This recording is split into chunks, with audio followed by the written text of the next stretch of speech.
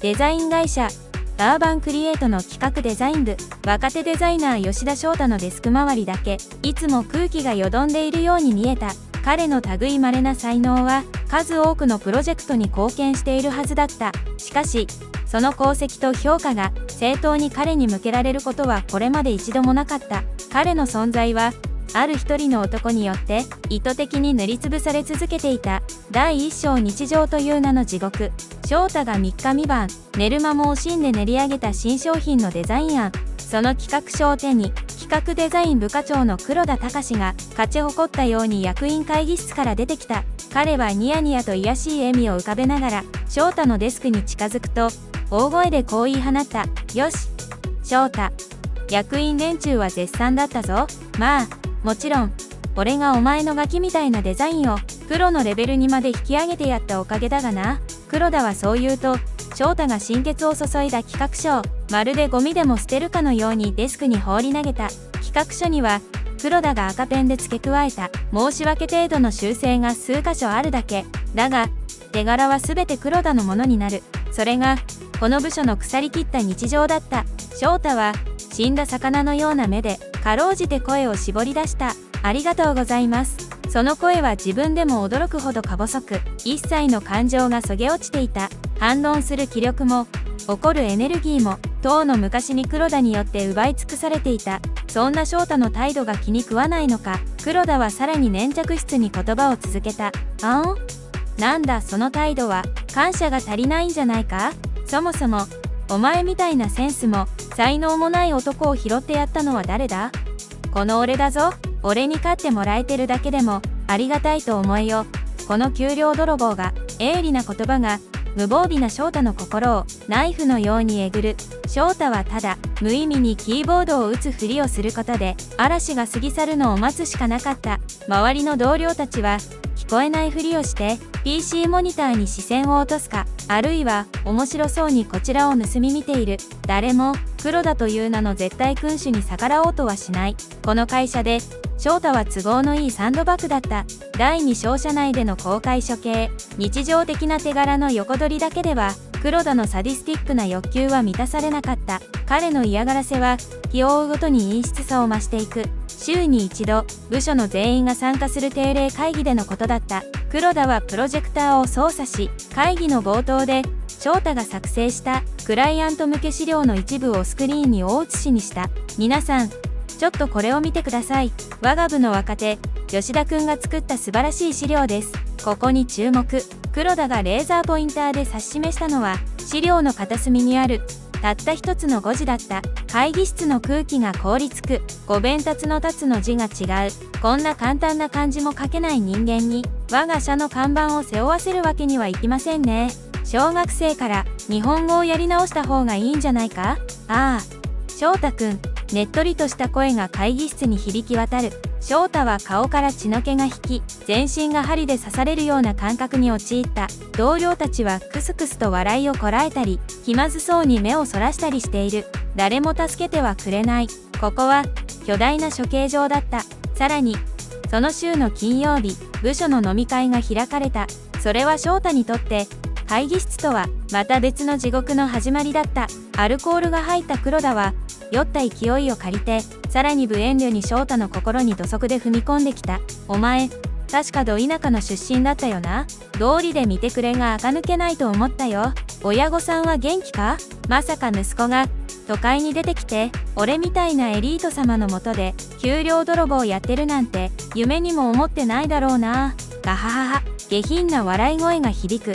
翔太が黙って耐えていると、黒田はさらにゲスな笑みを浮かべた。そういえばお前、彼女とかいんの？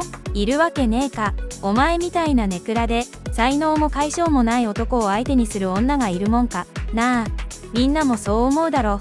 黒田が周囲に同意を求めると、数人の若手社員がそうっすねと、調子を合わせて笑った。翔太は唇を噛みしめ、ただ熱いものがこみ上げてくるのを必死でこらえていた。ここは、人の心を壊すための宴会場だった。第三章魂を砕かれた日、数ヶ月後、会社の社運をかけた大型コンペが開催された。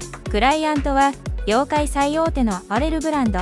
翔太にとって子供の頃からの夢だった服飾のデザインに関われる千載一遇のチャンスだった。彼はこのプロジェクトに自分のデザイナー生命の全てをかけた。文字通り魂を削り、そのかけらを一つ一つデザインに込めるようにキャリア最高の作品を作り上げた。プレゼン当日、翔太の案はクライアントの心をわしづかみにした。素晴らしい、これこそ我々が求めていたデザインだという絶賛を受け、アーバンクリエイトは見事コンペに勝利した。会社中が歓喜に沸き、盛大な祝賀会が開かれた。その席でクライアントの社長がわざわざ翔太のもとへやってきて、感心した様子で声をかけた。君が吉田くんか、素晴らしい才能だ。特にあのキャラクターのコンセプトには心から感動したよ。翔太の心に久しぶりに温かい光が差し込んだ。報われた。初めて自分の力が認められた。翔太は感激した面持ちで震える声で答えた。ありがとうございます。しかしその光は突如横から割り込んできた黒田によって無慈悲に遮られた。いやいや社長、とんでもない。こいつはまだ見習いでして、全て私が根気強く指導した結果ですよ。この素晴らしいコンセプトも私が彼に授けたものですから。クライアントの社長は黒田の言葉を疑うこともなく深くうなずいた。おお、そうでしたか。いやはや、さすがは黒田課長。素晴らしい指導力ですね。黒田は満足げに鼻を鳴らし、高笑いをしながら言った。こいつが一人前になるにはまだ100年早いですよ。ガハハハ。黒田は翔太の肩を侮蔑と所有欲を込めて強く叩いた。翔太は顔の筋肉を引きつらせて愛想笑いを浮かべることしかできない。魂を込めて生み出した我が子が目の前でいともたやすく他人のものにされていく。その屈辱に奥歯が砕けるほど強く噛みしめた。第4章、信じた末の裏切り。心が死んでいく感覚。このままでは人間として壊れてしまう。翔太は最後の力を振り絞り、入社当時から気にかけてくれていた先輩社員の佐藤に思い切って相談を持ちかけた。佐藤さん、実は黒田課長のことでずっと悩んでまして。翔太はこれまでの仕打ちを涙ながらに訴えた。佐藤は終始神妙な顔で聞いていた。そうか、それは辛かったな。黒田課長、確かに最近目に余るよな。わかった。俺も何か方法がないか一緒に考えてみるよ。その優しい言葉に翔太は心の底から救われた気がした。味方がいる。一人じゃないんだ。しかし翔太はその時、佐藤の目の奥に宿る一瞬の打算的な光に気づくことができなかった。佐藤は翔太と別れた直後、足早に黒田の元へ向かっていた。黒田課長、ちょっとよろしいですか。例の吉田の件ですが、どうやら相当参っているようで、俺に色々と不満を漏らしてきましたよ。何か行動を起こす前に少し気を据えておいた方がいいかもしれません。黒田は愉快そうに口の端をつり上げた。おう、佐藤、よくやった。恩は売っておくもんだな。よし。恩知らずには社会の厳しさというものをもう一度徹底的に教えてやるか。第5章、仕組まれた罠と心身の崩壊。翔太が先輩に相談したまさに翌日から黒田の攻撃はこれまでとは比較にならないほど陰湿で悪意に満ちたものへと変貌した。黒田は翔太を合法的に会社から追い出すため巧妙な罠を仕掛け始めた。ある日、黒田は翔太を呼びつけ、走り書きのメモを押し付けた。おい吉田、急ぎだ。最重要クライアントから仕様変更の緊急電話があった。俺は今から役員会議だから、このメモの通りにデータを修正してすぐに先方に送っておけ。メールで指示を出す時間も惜しい。いいな。絶対に間違えるなよ。翔太はその手書きの指示書に明らかな違和感を覚えた。いくつかの数値がこれまでのフォーマットと明らかに異なっていたからだ。課長、ここの数値ですが、以前のデータと大きな齟齬があるようですが。黒田は苛立ったように翔太の言葉を遮った。ああ、俺の指示が聞けないのか。電話で受けた最新の情報だと言ってるだろうが、いいからこの通りにやれ。貴様の素人判断は一切いらんのだよ。その剣幕に押され、翔太は指示書通りにデータを作成しクライアントに送信した。しかしそれが黒田の仕掛けた罠だった。案の定、数時間後、クライアントからデータが全く違うと激しいクレームの電話が入り、会社は蜂の巣をつついたような大騒ぎになった。すぐに緊急役員会が開かれ、翔太は呼び出された。黒田は悲劇のヒロインを演じるかのように役員たちの前で深々と頭を下げた。誠に申し訳ありません。私が口頭で何度も正しい数値を指示したにもかかわらず、吉田が独断でデータを改ざんしたようです。最近彼は会社への不平不満が多く、このような妨害行為に及んだものと翔太は愕然とした。指示書がと言いかけたが、黒田はそれを待っていたかのように言葉を重ねた。指示書だと？私は緊急の電話連絡だったのでメモなど渡していない。すべて口頭で伝えたはずだが。吉田君、追い詰められたからといって嘘をつくのはやめたまえ。手書きのメモはとっくに黒田の手によってシュレッダーにかけられていた。証拠は何一つない。翔太は全社員が見ている前で会社の信用を失墜させた裏切り者として吊るし上げられた。この一件が翔太の心と体を蝕む最後の引き金となった。夜は悪夢にうなされ眠れない日々が続いた。食事は喉を通らず、体重はわずか数週間で10キロも落ちた。そしてある朝、通勤電車を待つホームで突然世界がぐにゃりと歪んだ。激しい動悸と呼吸困難、立っていることすらできず、彼はその場にうずくまった。パニック発作だった。病院の心療内科で下された診断は重度の適応障害。医師は翔太に告げた。このまま今の環境にいればあなたの命に関わりますと。体も心ももう限界だと悲鳴を上げていた。第6章、地獄の底からの宣戦布告。ついに翔太は退職を決意した。これ以上あの会社にいれば本当に廃人になってしまう。彼は震える手で退職届という3文字を書き上げた。それをカバンにしまい、最後に出社した日、彼の顔には生気がなく、まるで幽霊のようだった。デスクを片付けていると、黒田が勝ち誇った顔で近づいてきて、あざけるように言った。なんだ吉田、ついに逃げ出すのか？根性なしめ。まあ、お前みたいな社会不適合者がいなくなって、せいせいするがな。翔太は何も答えなかった。もう、この男と言葉を交わすことすら魂を削る苦痛だった。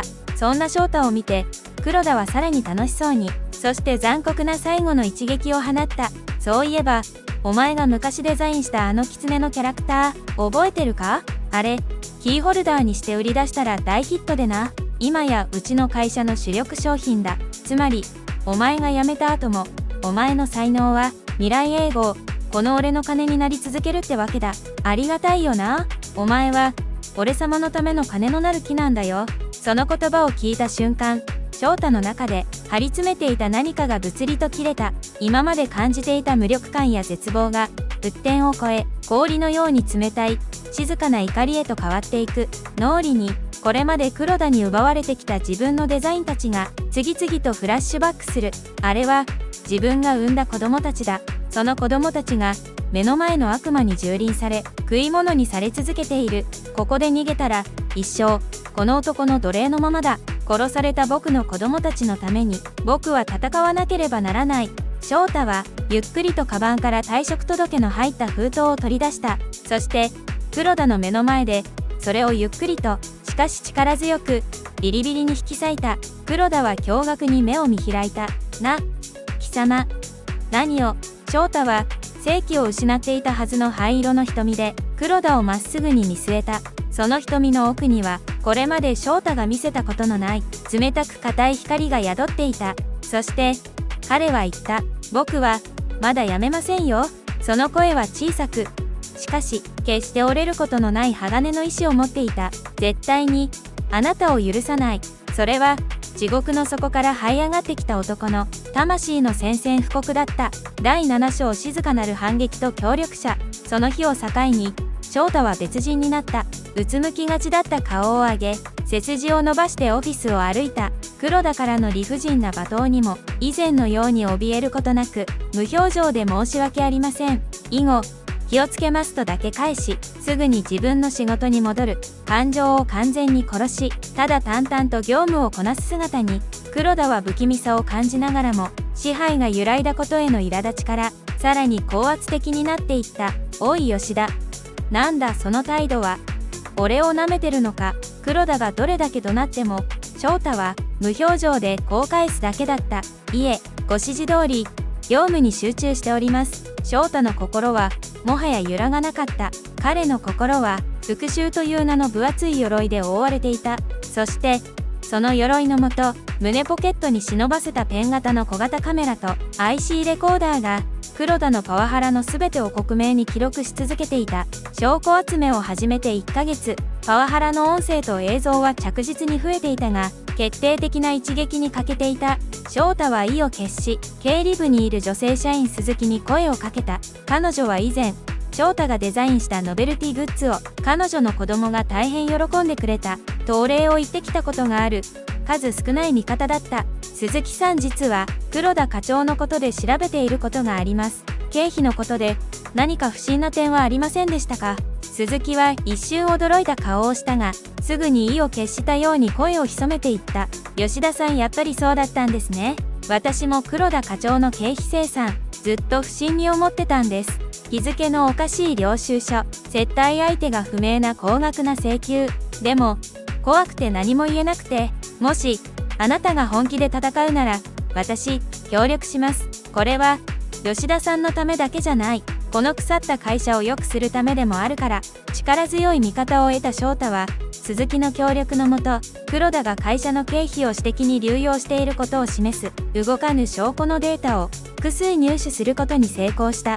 第8章、悪魔が尻尾を出した日。そしてその日は偶然、いや必然的に訪れた。金曜の夜、翔太が残業をしていると、黒田が個室である課長室で誰かと電話を始めた。翔太は資料を届けるふりをして課長室のドアに近づく。幸運にもドアが少しだけ開いていた。そこから黒田の声が漏れ聞こえてきた。今度のコンペの件よろしく頼みますよ。いつも通りうちに花を持たせてくれれば、例のものはいつもの個人口座の方に振り込んでおきますので。不正リレート。翔太の心臓が大きくなった。これこそが黒田を社会的に完全に抹殺できる最終兵器だ。翔太はとっさにスマホを取り出し、震える手で録音アプリを起動。悪魔が自らの罪を雄弁に告白するその声を完璧に記録することに成功した。パワハラの証拠、経費流用の証拠、そして背任罪の証拠。考えうる限り完璧な証拠を揃えた翔太はインターネットで探し出した労働問題に強いと評判の橘法律事務所の扉を叩いた。冷静沈着な雰囲気を持つ弁護士の橘の京子は翔太が提示した膨大な証拠を丹念に確認した後、静かに顔を上げていった。吉田さん、あなたは地獄を生き抜きましたね。よくここまで一人で戦いました。もう大丈夫。ここからは法律の出番です。その力強い言葉に翔太の目から涙が溢れ出た。張り詰めていた糸が切れ、これまで溜め込んできた恐怖、悔しさ、悲しさ、その全てがおえつとなってこみ上げてくる。自分の戦いが間違いではなかったと初めて認められた瞬間だった。第9章、断罪の会議室。数日後、橘の弁護士同席のもと、会社の役員会議室で緊急の聴聞会が開かれた。呼び出された黒田は隣に座る弁護士を見て一瞬顔をこわばらせたが、すぐにいつもの傲慢な態度を取り戻した。社長、一体これは何の騒ぎですか？こんな部外者を同席させて、それに吉田のやつが私に何か恨みでもあるかのような事実無根の訴えをしていると聞きましたが、あくまで自分は被害者だというスタンスを崩さない黒田に橘の弁護士は冷静に切り出した。黒田課長、ここにあなたが吉田さんに対して言った過去数ヶ月間のパワーハラスメント行為を記録した音声データがあります。まずはお聞きいただけますか？橘の弁護士がノートパソコンを操作すると、会議室に黒田自身の罵詈雑言が響き渡った。この給料泥棒が、お前の代わりなんていくらでもいるんだよ。親御さんが泣いてるぞ。自分の醜悪な声を聞き、黒田の顔から血の気が引いていく。彼は激しく動揺しながらも、見苦しい言い訳をまくし立てた。捏造だ。こんなもの、今の AI 技術を使えば、いくらでも作れる。社長、騙されてはいけません。こいつは私を逆恨みして、こんな姑息な罠を仕掛けたんです。黒田がわめき散らす中、橘の弁護士は動じることなく次のカードを切った。そうですか。では、こちらの映像もご覧ください。次に映し出されたのはペン型カメラが捉えた黒田が翔太の企画書を破り捨て罵倒する鮮明な映像だった。さらに立花弁護士は役員たちに1枚の報告書を配布した。黒田課長、捏造だとおっしゃるならこちらの書類はどう説明されますか？経理部の鈴木さんの協力により作成したあなたの不正経費に関する調査報告書です。存在しない会社との会食費、ご家族との私的な旅行費と思われる請求が多数含まれていますが、黒田は言葉を失い顔面蒼白になった。そして立花の弁護士は最後の、そして最強の切り札を切った。そしてこれが最後の証拠です。会議室にあの日の電話の音声が流れる。例のものはいつもの個人口座の方に振り込んでおきますので、その瞬間社長の顔色が怒りと失望で真っ赤に染まった。社長は静かに、しかし腹の底から絞り出すような声で言った。黒田君、私は君を信じていた。腹心の部下だとさえ思っていた。だが君は私の信頼、そして会社の財産と信用、その全てを裏切ったんだ。パワハラ、経費流用、そして背任。もはや君をかばう言葉は一つもない。君は我が社の癌だ。その言葉が黒田の完全な終わりを告げた。彼はあーと意味のない声を発したまま椅子から崩れ落ちた。第10章夜明けのデザイナー。その日のうちに取締役会は全会一致で黒田の懲戒解雇を決定した。しかしそれで終わりではなかった。会社は会社の信用を著しく毀損し多大な損害を与えたとして黒田を背任罪で刑事告訴することを決定。さらに翔太個人も立花弁護士を通じて悪質なパワハラに対する損害賠償請求訴訟を提起した。懲戒解雇によって退職金も全て失い、会社と翔太からの賠償請求で全財産を差し押さえられた黒田は社会的信用も完全に失った。背任罪で下された実刑判決により彼は塀の中へと消えていった。彼が築き上げてきた偽りのキャリアとプライドは彼が侮蔑し搾取し続けた一人の若手デザイナーによって完膚なきまでに破壊されたのだった。嵐が去った会社には穏やかな日常が戻ってきた。いや、以前よりもずっと風通しが良く活気に満ちた空気が流れていた。翔太の功績は社長や役員たちによって改めて正当に評価された。黒田に横取りされていた数々のデザインの権利は正式に翔太のものと認められ、彼には過去に遡って数千万円単位の正当なボーナスと報奨金が支払われた。そして翔太は社長直々の指名で新たに立ち上げられたクリエイティブ部門のリーダーに大抜擢された。社長は深く頭を下げ翔太に言った。吉田君、君の才能と心をこれまで会社が守れず本当に申し訳なかった。これからは君の力でこの会社をさらに大きくしていってほしい。翔太は力強く、そして晴れやかな笑顔で答えた。はい、お任せください。その姿はもう以前の気弱な青年ではなかった。地獄の底から自らの力で這い上がり、失われた尊厳と輝かしい未来をその手に掴んだ一人のたくましいデザイナーの顔をしていた。彼の本当のキャリアは今まさに夜明けを迎えたのだった。法律 Tips コーナー。今回の物語スカッとしていただけましたか？最後に今回のケースに関連する法律や制度について簡単に解説します。パワーハラスメント防止法。職場におけるパワーハラスメント、いわゆるパワハラを防止するための法律があります。この法律により企業にはパワハラ防止のための相談窓口の設置や再発防止策を講じることが義務付けられています。もしあなたがパワハラに悩んでいたら、まずは会社の相談窓口や労働組合、そして外部の専門家である弁護士に相談することを検討してみてください。証拠の重要性。今回の翔太のようにパワハラや不正行為を訴える場合、客観的な証拠が非常に重要になります。IC レコーダーによる会話の録音、メールやチャットの履歴、業務日報などが有効な証拠となり得ます。ただし、録音などを行う際は、その方法が法的に問題ないか、一度専門家に相談するとより安心です。背任罪刑法第247条。物語の黒田のように、会社での役職や立場を利用して、自分や第三者の利益のために会社に損害を与える行為は背任罪という犯罪にあたる可能性があります。これは会社内部の懲戒処分だけでなく、警察による捜査や刑事罰の対象ともなりうる非常に重い罪です。理不尽なトラブルは決して人事ではありません。法律はあなたを守るための武器になります。泣き寝入りせず、正しい知識を味方につけましょう。本動画はフィクションであり、専門的な法的助言ではありません。実際のトラブルについては、必ず弁護士等の専門家や国民生活センター消費者ホットライン188などの公的機関にご相談ください。